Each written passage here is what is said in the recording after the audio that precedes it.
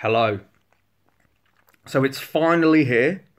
The new Metallica album, Hardwired to Self-Destruct.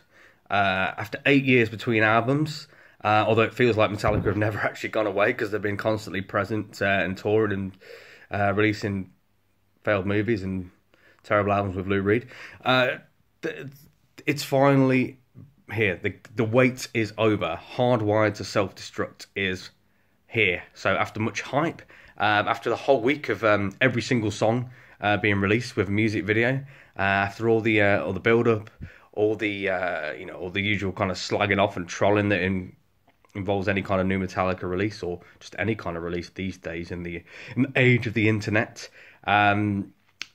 it's here, and I've sat with it. I've had a little bit of time with it. By no means, delved into it loads, because like I say, it's not been out too long, although a lot of the songs are quite familiar to me already. It's time to delve into it and get in the guts of that. So I'm going to come out straight off the bat and lay all my cards on the table, put my balls on the table, because I am the table, if you will. Apologies for that, but those of you that heard Lulu will, I'm sure, appreciate that. This is my take on the new Metallica album. I think it's really good. I'm really, really, really pleased. Is it the best thing I've ever done? No. And that is incredibly unrealistic to expect. But for, in the context of Metallica being an anomaly, being something that is not comparable to anything else, being a band that is so big that you can't compare it to, Slayer and Testament and Megadeth and stuff. In the context of a gigantic, massive, world-dominating band, this far into their career, a band that's certainly had its ups and downs, more downs recently, it has to be said. This album is a really, really pleasant surprise, actually. I kind of viewed the whole build-up to this with much cynicism. So the first track, Hardwired, almost the title track, came out, and it was a really punchy, fast, thrashy monster of a song. And it was over in 3 minutes. And I thought, okay, yeah, I like what you're doing there. So this is this is a good sign. But I've been burnt before. It kind of feels like every time Metallica do something good, they have to do something shit as well. So yeah, there was a little bit of trepidation still. And then I looked at the track listings, and I found out it was going to be a double album.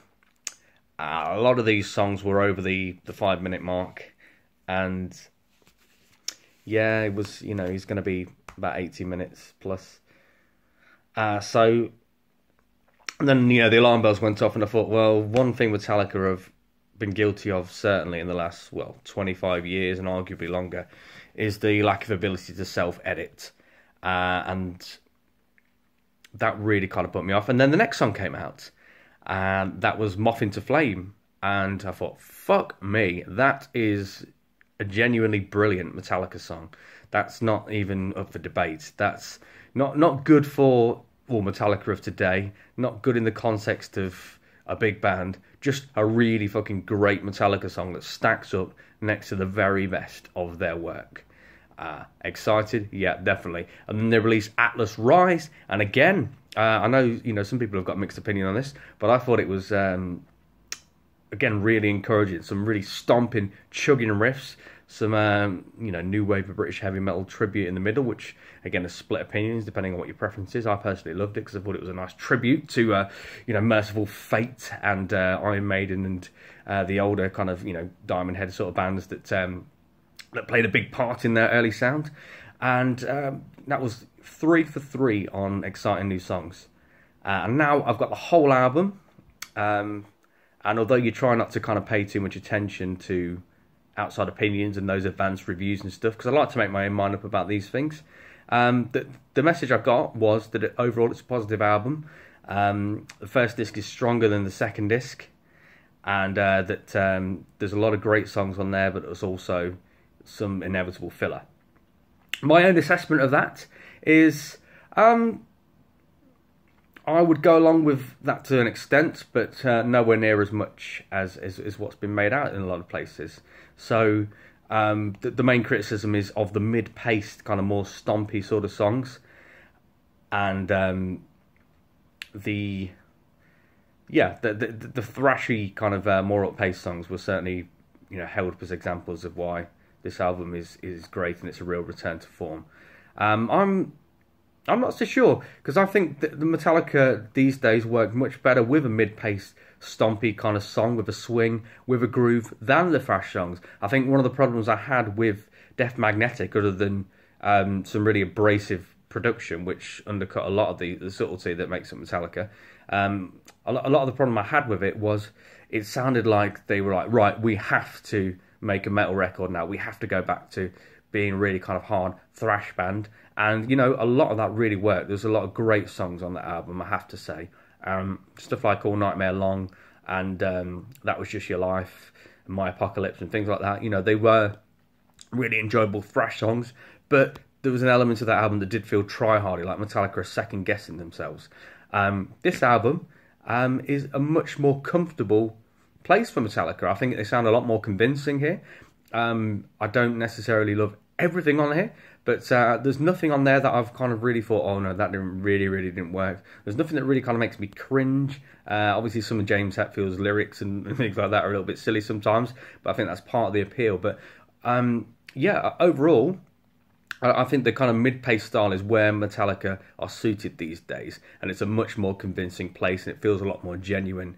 And one of the things that kind of really struck me on this album, and certainly it struck me lately going back and listening to Load, and to a lesser extent Reload, but both, by the way, incredibly underrated albums, particularly Load. I think Load's actually goes toe-to-toe with anything they've done.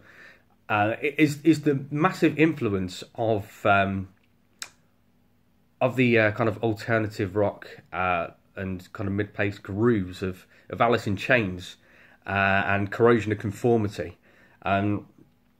And Caius as well, actually. So these kind of swinging kind of riffs and these chugging kind of things, I think those bands really did make an impact on Metallica in the, you know, late 80s, early 90s, and that's what kind of led to that direction of Load and Reload. And I think it's a really comfortable place for Metallica. I think it really works for them. The tightness of James Hetfield's riffing, the bluesy kind of tar black wah of Kurt Hammett's guitar, and the more stompy stuff for Lars Ulrich on the drums really works for them, I think. And you know, that's the band that they are these days.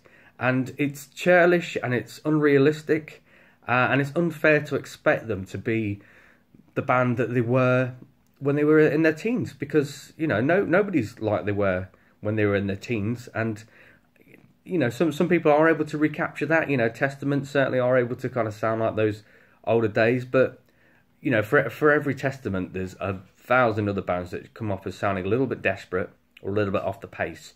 And I think it's refreshing that Metallica have just found an area where they're comfortable with, which is James Hetfield and Lars Ulrich handling the songwriting and the arrangement, with, you know, Kirk Hammett and Robert Trujillo chipping in every now and then, and just doing a really sterling job of being support players. So yeah, I mean, I think there's a lot of highlights to this album. In terms of the you know, obviously aside from the 3 songs that have been released prior to the album, you've got some beautiful kind of like crushing kind of doomy sort of songs. Like Dream No More is a fantastic example of that Alice in Chains thing. Certainly reminds me of something off the self-titled album. The stronger, more kind of crushing, chuggy moments on that. You've got Confusion, which again has got a doomy feel. Halo on Fire, I'm a really big fan of. I think that's got a really anthemic feel to it. I think that's going to be a future live classic. And although it gets a lot of flack, and I can see why, because, I mean, even in the title is really silly. Man Unkind, I think it's got a really kind of nice stomp, and it sounds like The Sword and those kind of stoner bands. And, you know, obviously The Sword were a big, something that Lars Ulrich in particular was talking about how much he loved a few years back, and took him on tour as well. And I think Metallica do a really good kind of biker, boogie, kind of sleazy bar kind of stomp, and that really unfurls itself on that. Yeah, Man Unkind is really silly lyric and whatever, and, you know, Lars does sound a little bit off the pace on the drums in places, but I actually really enjoyed it. I can understand why people didn't. What else? I mean, like I said, there's Here Comes Revenge again. You know, is a really kind of sinister song, which has got a lot of menace and bark on it in Hetfield, and Hetfield's vocals really do kind of really excel here, actually. So his actual vocal melodies and lines, which I think again is a criticism of the last album, Death Magnetic, is a lot of the riffs were really kind of cool, but I don't think there was a lot of vocal hooks in places, or a lot of immediacy, and I think there's a lot more dynamism in his delivery and the way he kind of punctuates the songs, and that is certainly present on here. And the last track, which a lot of people are talking about, and quite rightly so, Spit Out the Bone, is that all-out intense thrasher, and I think it's got a lot more impact because you've got more kind of mid-paced, stompy, groovy songs in between it. So I don't necessarily subscribe to the fact there's a massive gulf between disc 1 and disc 2. I think overall what you've got is a really, really solid, enjoyable Metallica album. It's very, very good, is what I would say. And at this stage in their career, Metallica in 2016, I would take very, very good all day long. And there's a lot of songs in there that are excellent as well. So I'm really, really delighted by this album, really pleasantly surprised. And I'd certainly have it over the last Iron Maiden album. If we're talking about elder statesmen, massive rock bands releasing latter day, decent albums in the twilight years of their career. And I think, this album really feels like a band reconnecting with themselves. And you know what? I don't think we're going to have to wait as long for that next Metallica album. I hope we don't anyway. And I think that a lot of it really kind of bodes well for the future. So, yeah, Metallica, Hardwired to Self-Destruct, gets a big thumbs up from me. Check it out. I'm not sure you really have a choice other than to check it out. But yeah, what a year this has been. If you'd have told me that we were going to get a really good Metallica album at the start of this year, I would probably not have believed you. And this is what this is. Yes, it's a little bit too long. Metallica and self-editing at this stage of their career are strangers. But there's a lot more self-editing on here than there has been in previous places. So yeah, just a really, really great album. I am going to review some of the stuff. I do promise. I just I only do it when I'm feeling it, and I've just not been feeling it lately just because of boring life stuff. But yeah, you don't need to know about that anyway, do you? All right, fuck off. Bye.